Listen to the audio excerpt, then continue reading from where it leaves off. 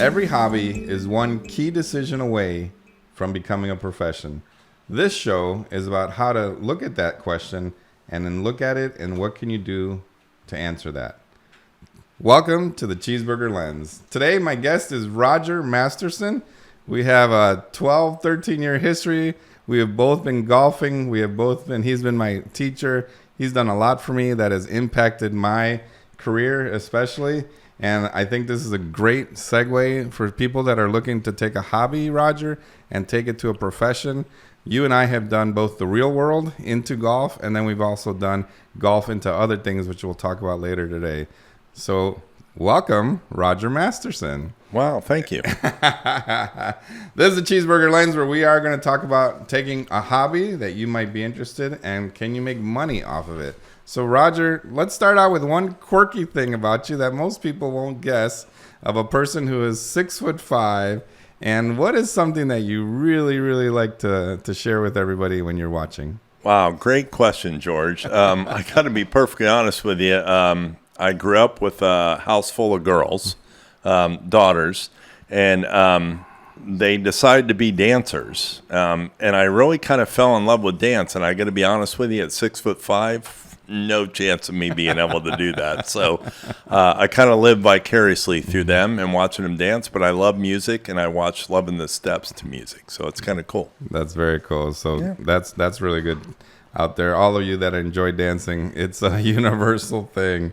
Roger, for those of you out there, people that are out there that may not know who you are, why don't you tell us a little bit about yourself, your background, and we'll go from there. Certainly. So Roger Masterson, many different things in my past, but what it kind of arrived at that really caught me was I was working for the Walt Disney World Company, and I was an events coordinator / manager. So during that period, I had an opportunity on my day off to go play golf. I went and played a course called Grand Cypress. And when I was there, I ran into a buddy of mine, and he said how much he enjoyed working at the golf course. And I had played golf my whole life growing up, and really kind of decided that, after hearing that from him, maybe there's a career in golf. Maybe this event coordinator thing that I'm doing at Disney might not be the end-all be-all. So let me investigate this. I kind of had a talk with him, looked at it a little bit and thought this might be something I want to do. Mm-hmm. So you had a background in golf, and you were exposed to golf at a pretty young age, I would imagine? Yeah. So the good news is my dad played golf since he was a little kid, got involved in the golf business later on in life while we were kids. So we had the opportunity to live on golf courses when I was growing up, and got to see that firsthand, got to play golf, learn golf, and all that different stuff. And so I got to compete very early on in my younger childhood years, starting at about 7 or 8 years old, playing in junior tournaments and stuff like that. Really enjoyed the sport a lot, became very involved in it, realized it's a really competitive business out there, but still enjoyed it, kept competing and everything like that. And unfortunately, didn't make it to the pinnacle that I was looking for. But as I was going through that, I had a younger sister who was about 4 years younger, and she had the talent in the family, not me. Mm-hmm. I had the work ethic, and I kind of watched her, and she was doing really well and kind of capitalizing on those benefits. So I had the opportunity to kind of go out and watch her and learn from that and say, maybe there might be a career here supporting her while she plays golf. So that's kind of what started me on the whole thing. Gotcha. Now, your background and I is quite a history. Again, we've known each other probably 12, 13 years now. You were a teacher and instructor at the golf college that I went to. Yes, there's golf colleges out there, everybody. Believe it or not. I wanted to learn golf. I wanted to take it to the next level. I always thought I was going to run a golf course or own a golf course and stuff. But I went to that school. A year and a half later, I really was interested in being a teacher. And so that's what got me on my way, and that's how got us acquainted and stuff like that. And then you've been my coach for swing coach, and you and I have done a lot of other things. And so that's kind of how we know each other. And I really appreciate that. When did you become a PGA professional? All right. So kind of like I was talking about before, I did the events coordination and manager thing at Disney for a while. And like I said, went out to play golf one day, saw that buddy of mine and thought, you know what? Maybe this isn't the end all be all for me at Disney. I played golf growing up competitively, never really made it as a professional golfer. And I thought, I don't want to let this completely go. So maybe, there's a career for me in the golf business. Let me see what this is all about. So that was a course called Grand Cypress here in Orlando. I went to work there, worked my way up in the business from just a regular worker, supervisor, manager, all the way up, and decided this might be a career for me. So there's actually a PGA school that you go through where you learn about everything in the PGA. You learn how to run golf courses, how to teach golf, how to do all these different things. And I thought that's very interesting to me. So let me commit to this and do it. So I did that. And normally you would make it through it in about 5 or 6 years. I made it through in about 3.5 years. Awesome. Obviously, because I was very excited about it. And what I found throughout that process was you learn about all the different things in golf, from management, merchandising, teaching, all the different stuff. And as I was doing it, I found a passion for teaching. And so I said, you know what, I'm going to go in this business. I'm going to do it. I'm going to run golf courses, but really where my passion is teaching. So how can I kind of formulate that to work myself into a teaching position? That's where I arrived at. So Gotcha. Yeah. And then you became a PGA professional. Mm-hmm. What was your first job after you were officially a PGA professional? So once I actually got my certificate and became a PGA professional, literally, and it doesn't happen this way for everybody, but 2 months after that happened, I got promoted to a head golf professional at a course called Hunters Creek Golf Club. In Orlando. Yes, in Orlando, South Orlando. And at that time, it was the longest golf course in the United States. Obviously, it got surpassed very quickly because people figured out that's what you need to do in order to make it more challenging.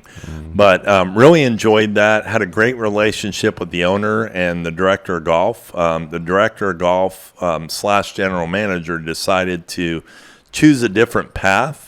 And because of that relationship, I got promoted to the director of golf general manager, and then my career kind of took off from there. But once again, still not losing that passion for teaching. So realizing I loved running golf courses, but I really just wanted to be teaching people golf.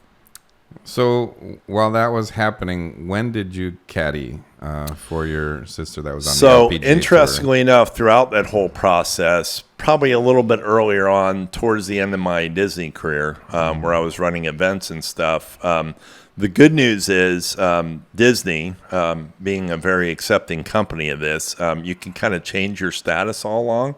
So when my sister had figured out her passion for golf, a little bit frustrating to me because she figured it out, found it, arrived at it within like 5 years, and played amateur golf at a very high level. And as an amateur, there's 4 major events that you play in. One of them is called the United States Public Links Championship.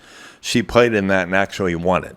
Wow. Yeah, which qualifies you for the United States Open with the LPGA. So Awesome. When she went to do that, obviously followed her through that process. And once she qualified for that U.S. Open by winning the Public Links Championship, I decided to go up there. It was at Crooked Stick in Indiana, which a lot of people know that was one of the ones that John Daly won as a professional in the PGA Professional event. But had the opportunity to caddy for there and really kind of fell in love with that part of the business as well, too, supporting somebody who's playing on the Pro Tour.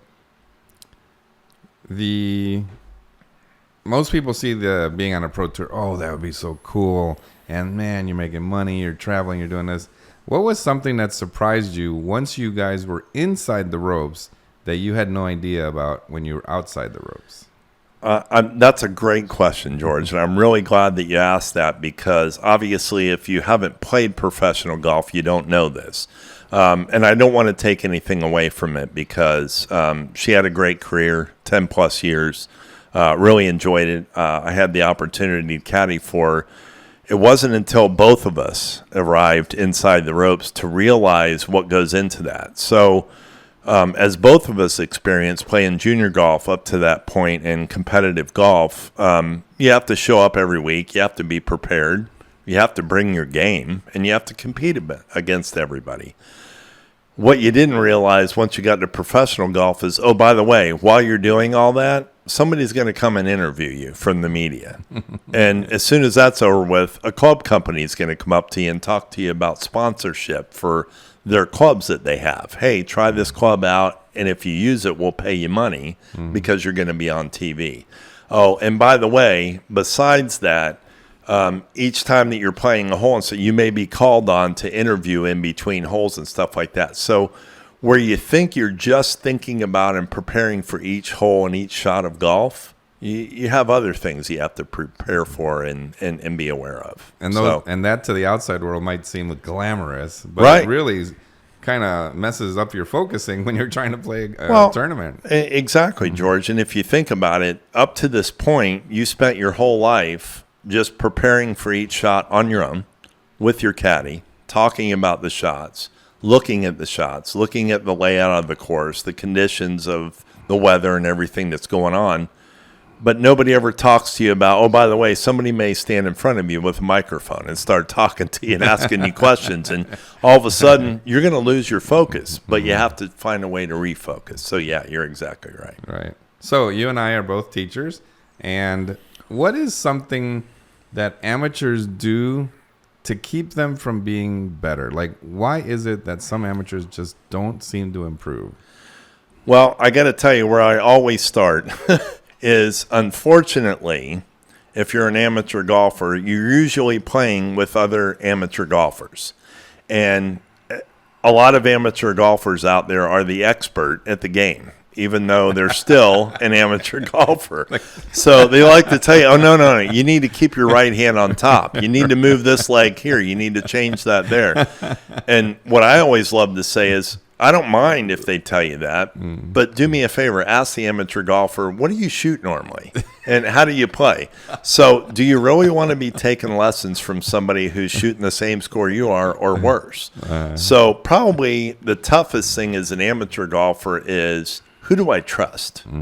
Who do I really ask the questions to? And what do I really follow? And if you think about it, if you look at golf, you read about it, you watch it, well, who's right? Because there's a lot of different opinions out there. So what do I go with? Yeah, exactly. And a million different swings will still get you a birdie. We'll still get you a hole in one. It just depends what works on you. That's why I've never been one to advocate for methods that don't do anything. You just learn this method, but there's no versatility or any kind of variation with it. And I never really liked that. I learned many different methods, and then I always seem to apply whatever works, because the physical aspect of a golfer to me is a really, really restrictive thing, or it could be a very, very good thing. What do you think about how you teach a certain player, whether they're 6'5" like you or 5'1"? I'm so glad you asked that question because it was what I struggled with early on in my golf career. I was lucky enough, as I always like to say, that I studied underneath Jim McLean. I studied underneath David Ledbetter. I studied underneath Fred Griffin. So all the names that I'm mentioning are all top 100 instructors, yet each one of those that I mentioned all had a different method. So to me, as somebody who was learning how to teach golf, well, how do all these guys have a different method, but they're all top 100 instructors? And what I started to realize was everybody learns differently. I had a huge passion for golf since I was a little kid, growing up the son of a dad that was in the golf business. And so when I watch golf, I watch guys like Arnold Palmer and Jack Nicklaus and Gary Player. And what I noticed was they were all very successful. They all won events. They all had very different golf swings. And interestingly enough, as I started to learn the golf business and read the books and watch the videos and everything like that, and I said, this is the perfect golf swing. And I went, none of these guys have that. So how are they so successful? And what I realized, in a combination with that and all of the top 100 instructors that I learned underneath was everybody has a different swing. So you have a method that you try to teach people, and then you kind of spawn from that. So what I learned from all that and what I adopted, and it's what I use in my teaching today, is every person is different. Everybody has a different size makeup, a different strength makeup, just a different swing makeup, a different talent makeup. So what I decided to do was I watched people, hey, you know what? Show me what you have, and let's see if we can turn this into something that's going to be repetitive, consistent, and successful. And if we can do those three things, I really feel like we can get you to a point where you can play golf, have fun, and count on something. In regards to learning at the golf college, what do you think separated the students that you thought, oh man, this person in the long term, they're going to be successful, versus the student that kind of didn't make it for whatever reason or burnt out? Like, what do you think made the difference? Because this not only applies to, being in school as a student, but also in life. Do you really need to go to Harvard to be successful? Or can you be Walmart, the founder of Walmart, and drop out in third grade and still be successful? But what did you see in the golf college, Roger, that really made the difference between the students that you think were going to make it in the long run? So it's a couple different things, George. And what I'm going to start with is what I was just talking about. So I'm going to use the word adaptability. All right. So to me, I think if you're trying to teach everyone a cookie cutter method, you're only going to be successful for the people that accept cookie cutter methodology, right? So to me, the way to broaden that success is to say, hey, you know what? You come to me with something different. So let's take what you have that's different and see if we can expand on that. Let's see if we can turn that into something that's consistent, because kind of like I mentioned before, the three extremely successful pro golfers that we all know about all had different swings, yet they succeeded in their sport. So to say that there's one swing that actually capitalizes on all that, I don't know that I agree with that. So in my teachings and my learnings, what I learned was that the students that I had at that college that said, hey, you know what, I'm ready to learn, but I don't need to go by what the book says. I'm ready to expand my knowledge and say I'm ready to accept other things and kind of grow from that and put in the time and effort to say, you know what, there could be some other stuff out there that I can learn from to make people successful. Why do you think so many people nowadays, Roger, want to rush their development? Like, it's interesting to me. I'll get a student who maybe plays once a month and they do an hour with me and they think they should be Tiger Woods. But not only in golf, but in life, like the times of today, why is it that people are trying to rush their development or growth? I could be wrong about this. What I've noticed over time is that all you got to do is watch marketing, advertising, everything that's out there. There's a lot of things that are pinpointed at instant gratification. So what happens is I think we've kind of taught ourselves from all of the marketing and advertising out there that I want to choose something that's going to get it done right away. Those of us that have been in the sport for as long as I have realize that that doesn't happen that way. And if you think about it, most of the things in life that are a huge success, you have to put in the time and effort. So I think, unfortunately, a lot of people nowadays go, well, you know what? There's AI. There's some kind of method that's going to teach me this right away and I can be successful right away. And what I love to say is, for me, in my time period, I grew up watching Michael Jordan, greatest basketball player that ever lived, in my opinion. Yeah. And what I know is this guy could do anything with the basketball. He could win anything that he is. And there was actually a coach one time that said I could put 5 guys up against Michael Jordan by himself and we couldn't stop him. Yet, when Michael Jordan plays golf, all that goes away. So guess what? It's the one sport out there that I don't think instant gratification works. That is so true. And I've seen him play. I've seen him out there with 20 people, 30 people, and they're all having a blast and stuff. But yeah, he's always frustrated because he just can't get his handicap down. But you're right, bro. It is fun to watch. How can somebody be so good at one thing and then golf just humbly brings you back down? So true. So the mindset of what you were talking about earlier, Roger, regarding going from just recreational golf and playing around to actually going into the PGA, was there any big surprises to you? Like, hey, I just play golf for fun. Now I'm getting paid to do this. Because that's a big thing with people that are taking a hobby that, we're talking about on the show. And then they're like, oh, this is not the same as it used to be as a hobby because now I have to do all this other stuff to get paid. What did you notice when you first became professional? So interestingly enough, and I believe it was Robin Williams that did a little comedy sketch on this. Yes. Just a little. There's an incredible amount of rules and regulations that surround golf. But interestingly enough, growing up playing it, still continuing to play it, it's a sport that really needs to have that. I think it's what makes golf so successful. So to answer your question, I think a large part of it is that it's more refined and more definite than, in my opinion, most other sports are. Obviously, there's rules and regulations for everything that's out there, but I think because it's more of an individual sport, and really, if you think about it, offhand, I can't think of any sports where you call penalties on yourself, right? So you really have to be honest and true to yourself, and if it's a sport that you want to succeed at, and say, you know what, this is really my passion and I believe in who I am as a golfer, you really have to buy off on that. So I think probably the biggest surprise to me getting into this sport was the fact that, boy, there's a lot that surrounds this. I grew up playing it as a kid, and I remember I got to hit the ball and I got to make a score in order to compete with the guy next to me. But slowly what I was learning throughout my whole golf career was it's not just that. It's a lot of rules and regulations, and it's not just how well you play, but how you follow the rules and how you compete within that structure.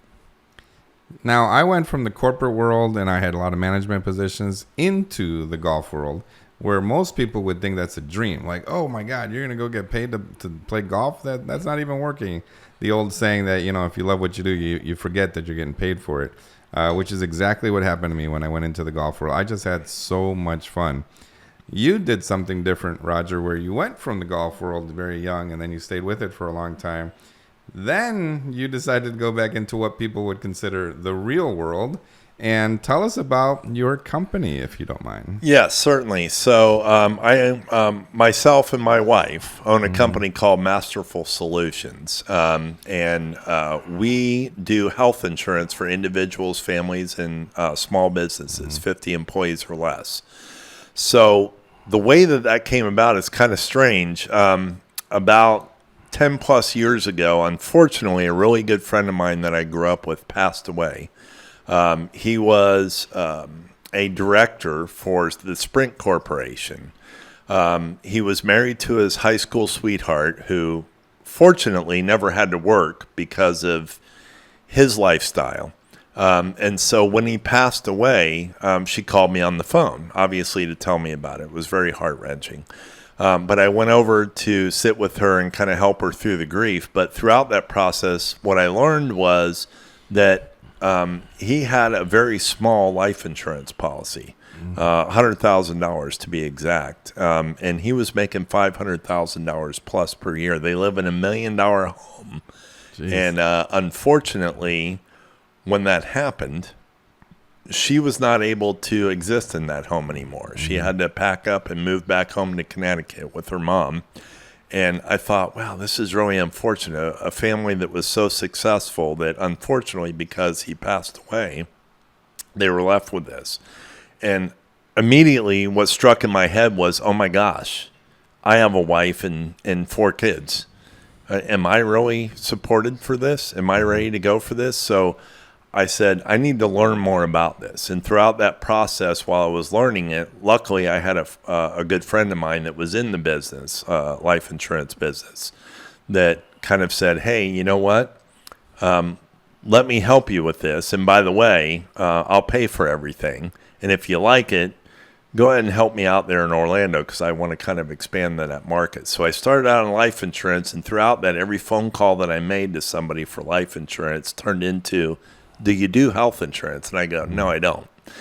But I guess I need to. So that turned into, let me discover this, and I moved into the health insurance field. And not that I've let life insurance go away. I still do it. But I found that health insurance, especially now with everything that's going on in the government, is way more important.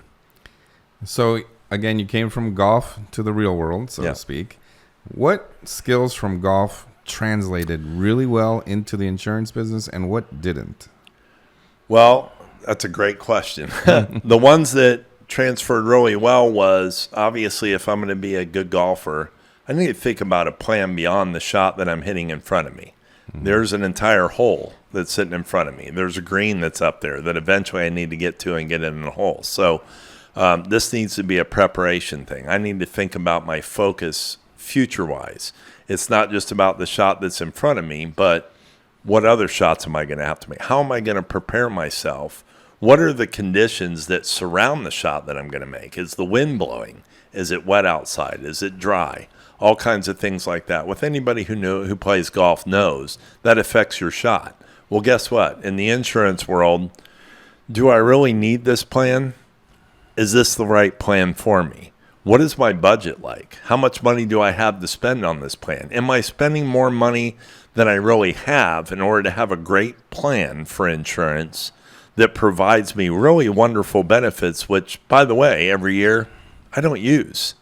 I just show up for my preventative appointments every year, and then I don't use the rest of it. So is that really the smart plan?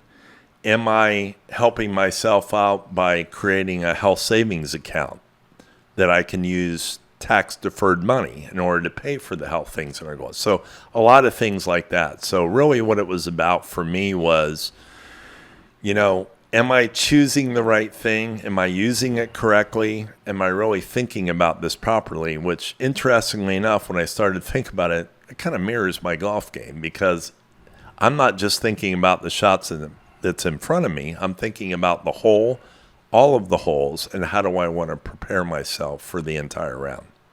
Now, you mentioned something really interesting, and I would assume a lot of people have this, hopefully have had these experiences with your friend being the owner of the insurance company, helping you and supporting you through that whole thing.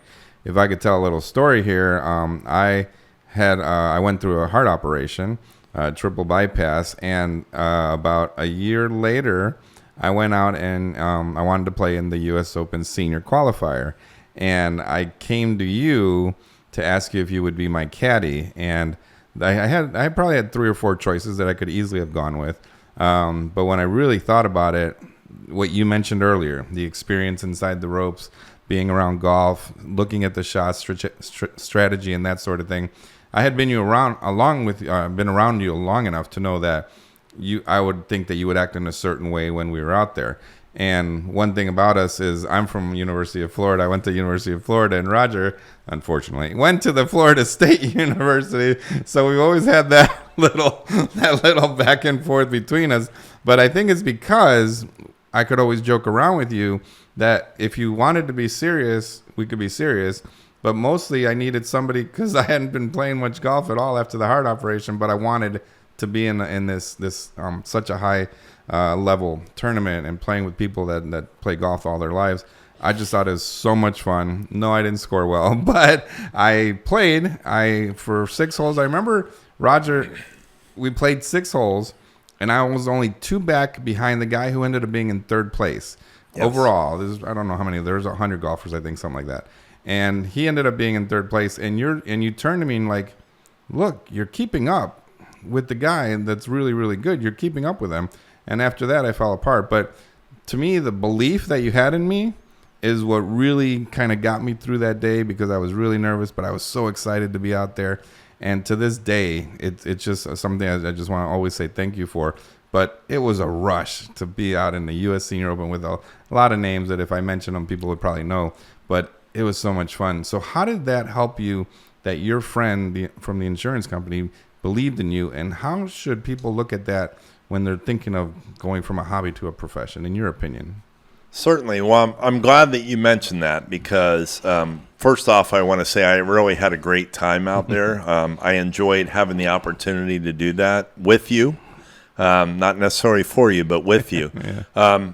But what I think a lot of times is that we believe there's a directed path for all of us. And because of what I learned in school, because of what people told me, this is what I'm supposed to do. But the one thing that I know from reading as much as I do, watching movies, listening to videos, books on tape, and then I know it's not tape anymore, but, just listening to things and stuff like that is the most successful people out there in the world. There was a passion involved.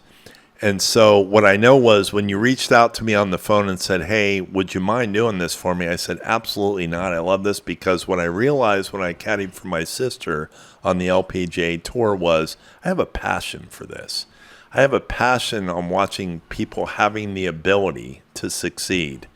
And the cool part is that when this gentleman reached out to me and said, hey, look, I'm gonna help drive you through if you want to do this life insurance thing, period. I'm here to support you, and I'm here to give you that. And I thought, you know what?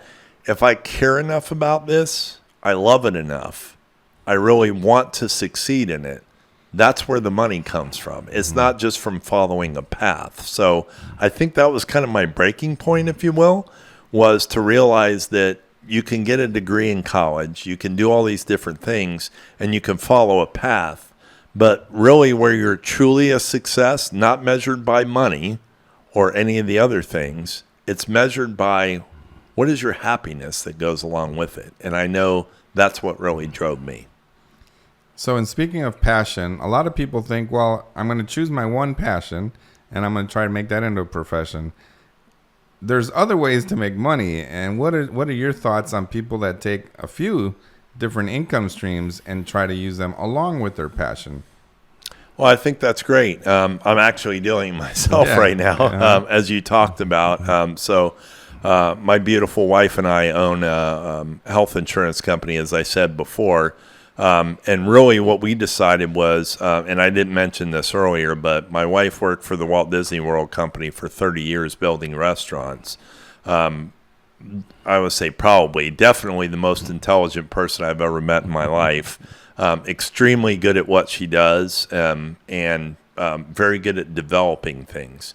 And so kind of between the two of us, we decided this is something where, we've done a career already. I did a career in golf. I don't want to leave that. But I don't know that I need to be as immersed in it as I was before. Obviously, she left Disney because she felt like it was time to discover other things for her. Between the two of us, we felt a passion for this because both of us had kind of the same goals. We want to make a difference in the world. We want to be known. If you talk about a legacy, the two of us want to leave a legacy of we made a difference in people's lives. So what we knew at that time, because of what I had discovered, was there was a lot of people out there that sold insurance or helped you to get insurance, that we can get you this insurance plan, and once you get it, you don't hear from them anymore. And so we had kind of decided together that, you know what, let's not be that. Let's be something different. We got you the insurance, but by the way, we're still here. You call us on the phone, we're going to answer it. And when you have a claim, we're going to help you through the claim. We're going to help you to figure out your plan, support you throughout your plan through the entire year so that you don't feel alone anymore. Because the one thing that both of us knew in our former careers was we didn't have any time to look at that. And most people don't. But guess what? This is our business. We do have the time, and that's what we make the time for, and we want to help you with it. Which is awesome. Like, you find that when you help people, what you get back is so much more than if you're just trying to receive. Absolutely. There are a lot of people listening to this podcast, Roger, that are trying to turn a hobby into a profession. There's so many opportunities out there. But what do you see is the biggest mistake people make when they're trying to turn a hobby into a profession? Such an easy answer. Such an easy answer to this question for me, because I experienced it. But it's hard, and I get it, and I understand it, because there's fear in not having money and not being able to pay bills. And to be perfectly honest, I don't know that I would talk to a person out there that hasn't experienced it at one time or not, including myself. But I would say definitely failure. And when you fail that first time, it's very easy to go, you know what, let me take that job that's a guaranteed income, that's a guaranteed payment, that's going to pay my bills, that's going to do all this different stuff. What I learned, what I've heard from a lot of people that have decided to create their career out of their passion, is it doesn't usually happen in the first go around. You have to stick to it, and you have to just trust. Trust that if I continue with my passion, I really pour everything I have into it, it's going to work. And when it does, it's going to blossom like you've never seen before. And luckily, my wife and I now are starting to experience that. Our family, my daughters, my son, everybody is starting to experience that now because of what we've done and what we decided to choose. But the coolest part about it is, for our particular venture, is we're doing all of that by helping people.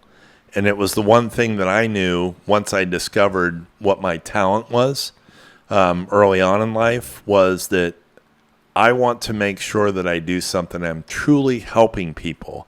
And that's going to be my legacy, is people are going to go, Roger Masterson, he really helped me out. What a great guy. And to me, if I can pay my bills and have that be my legacy, wow, what a great opportunity, huh? I totally agree with you in regards to the failure. I was not the world's greatest golfer when I went into golf college. I must have been shooting bogey golf. I was in the low 90s. And it took me a long time to get down into the 70s. But I had to fail. And in my opinion, with people like you supporting me and others, it would be like, well, just get up and hit the next ball, right? And so the failure part of it, Michael Jordan has spoke about it and all that stuff. You got to go through that. I also own a photography company, which is one of the things, the multiple incomes that we discussed.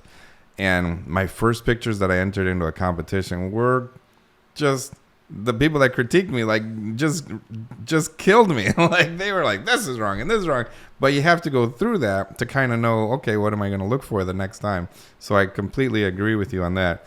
How about folks, Roger, that are a little later in life? They kind of settled into, the job that you mentioned, nice and comfortable. The health benefits are there and all that. And they're in their 40s or 50s or 60s, and you see a lot of YouTube channels now of people that have more years of wisdom out there. What would you say to those that are thinking, you know what, it's too late for me to change careers? Well, obviously you heard everything that we've talked about so far.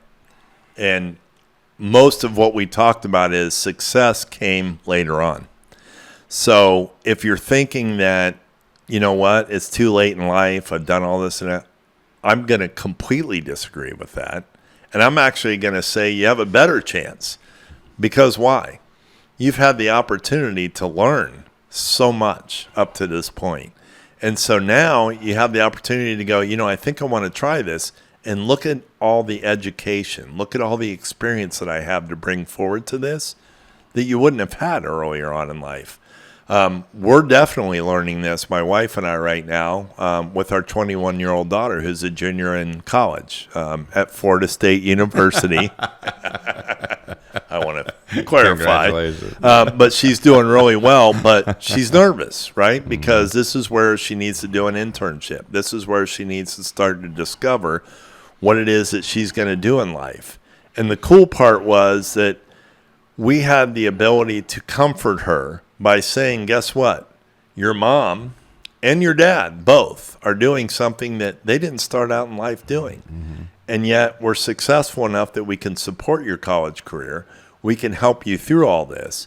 So to think that, I'm too old to do this again, I would disagree. And in fact, I would go the other direction and say you're the perfect age because you've had the opportunity now to gain all this experience, to gain all of this education and knowledge, to say, now I'm ready to finally put forward what it was that I couldn't earlier on in life to really make a success.